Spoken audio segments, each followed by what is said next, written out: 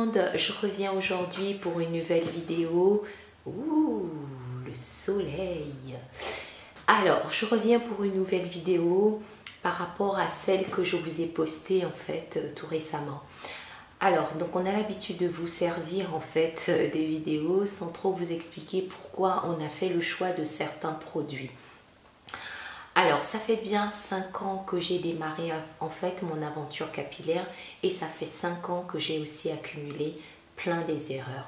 Donc, il y a des acquis et il y a des choses qui sont en cours d'acquisition. On va faire comme à l'école.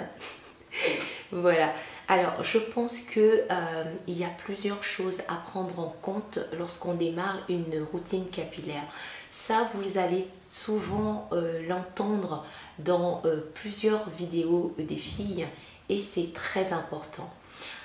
Alors moi, quand j'ai démarré mon aventure capillaire, je piochais à gauche, à droite sans me poser trop de questions. Je savais juste que j'avais un cheveu crépus et bien comme la voisine avait aussi le cheveu crépus et qu'elle utilisait tel ou tel produit, et bien pourquoi pas? Donc j'utilisais sans trop me poser des questions. Mais au fur et à mesure que j'avançais et maintenant, je me suis rendu compte que les autres sont une inspiration, mais qu'il fallait vraiment adopter sa routine capillaire par rapport à soi-même et par rapport en fait à ses cheveux. Voilà pourquoi je trouve qu'il est très utile de connaître la nature de son cheveu et le type de son cheveu. Alors, donc la nature, c'est savoir si j'ai les cheveux fins, épais,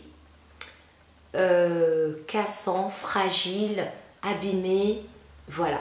Ça, ce sont des choses qui doivent rentrer en compte dans une routine capillaire. Alors, tout n'est pas une question de longueur ni de volume. Je pense que quand on a une routine capillaire adaptée, on ne dira jamais assez, la pousse reste le bonus. C'est la cerise sur le gâteau. Si on a les gestes appropriés et les soins appropriés, vous aurez en fait une pousse normale, c'est-à-dire adaptée à votre nature de cheveux. Nous n'avons pas toutes la même pousse de cheveux, ça vous l'avez remarqué. Moi aussi au début, heureusement qu'il existe des filles qui font des avant et des après, c'est ce qui nous motive. Mais on se rend bien compte que celle qui aura une pousse de 5 cm en 3 mois, nous on n'aura qu'1,5 cm.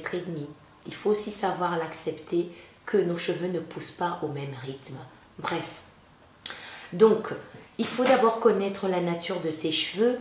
Donc, c'est-à-dire qu'il faut savoir, comme je vous l'ai dit précédemment, si j'ai les cheveux fins, si j'ai les cheveux épais et adapter ses soins en conséquence. Alors, moi, j'ai le cheveu fin, j'ai le cheveu fragile et j'ai le cheveu cassant. Et de plus, coloré.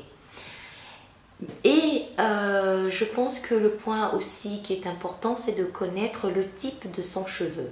C'est vrai qu'il y a eu des bruits sourds, oui, on ne classifie pas les cheveux, mais ça donne quand même une indication au niveau de la boucle qui n'est pas négligeable. Alors moi je suis dans le bas de la grille, c'est-à-dire que j'ai le cheveu le plus frisé, donc c'est un type 4C, donc ma boucle est tellement serrée que les cheveux s'en mêlent au fur et à mesure de mes soins. Donc même pendant mes soins. Alors, ce que j'ai appris, c'est qu'il fallait que je détende cette boucle pour que mes cheveux s'en mêlent moins et se cassent moins. Avec bien sûr les soins adaptés.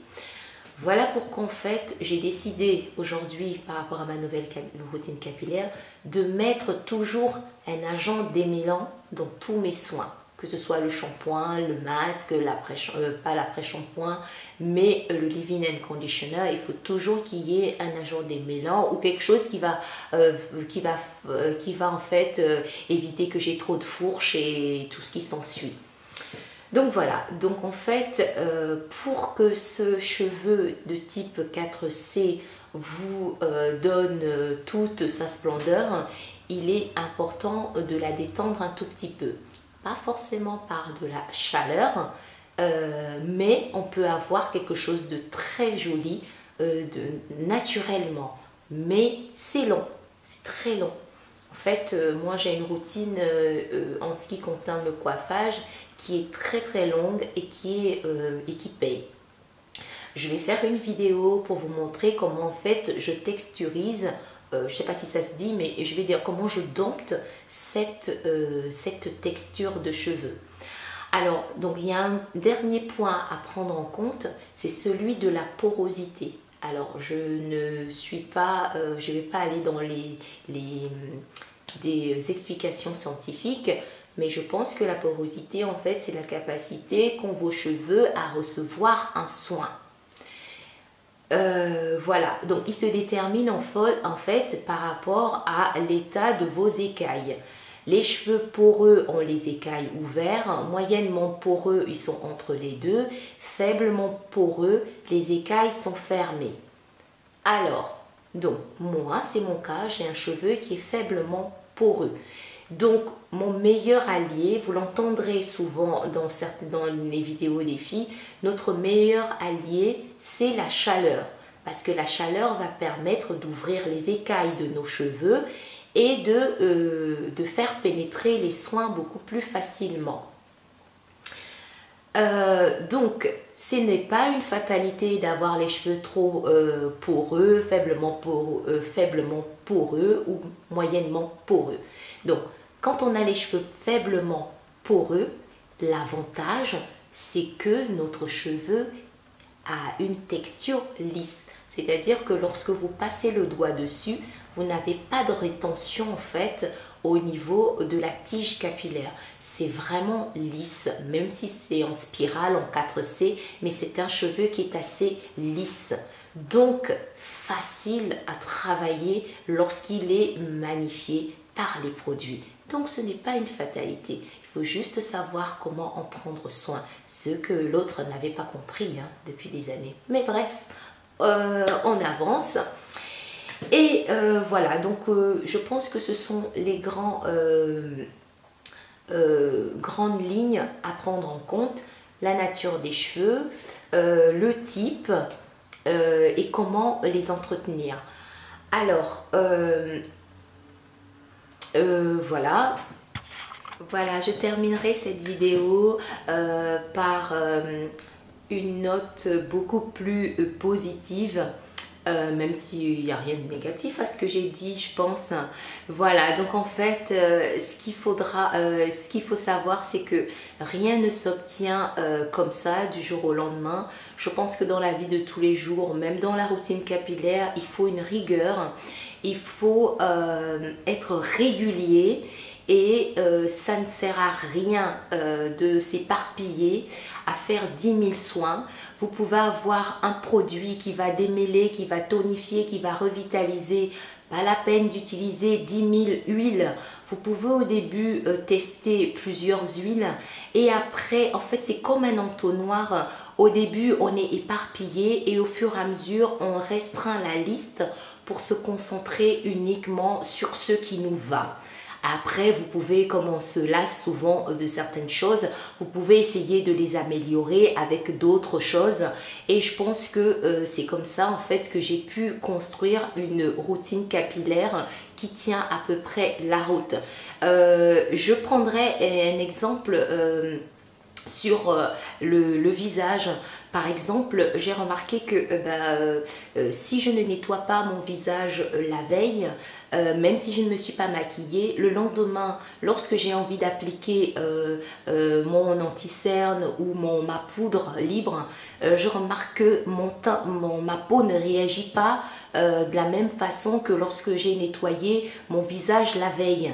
Donc, Il faut absolument que j'ai cette rigueur, même si je suis fatiguée le soir. Même passer comment on appelle ça, une lingette démaquillante comme ça, c'est déjà un geste. Mais ne pas dormir avec le visage non nettoyé, non hydraté, bref, c'est pas non plus une fatalité. Mais si on veut avoir quelque chose de très joli, très apaisé au réveil, eh ben, il faut passer par la case soins. Je pense aussi que c'est pareil, c'est pareil pour tout. Voilà, il faut faire des efforts pour obtenir ce que l'on veut. Alors, donc, voilà, j'espère que j'ai tout dit. Allez-y, partagez vos expériences. On apprend tous les jours, hein, on va le dire comme ça. Et puis, je vous dis à bientôt pour une autre vidéo. Et merci pour vos commentaires. Et merci pour vos abonnements. Et je vous dis à très très vite.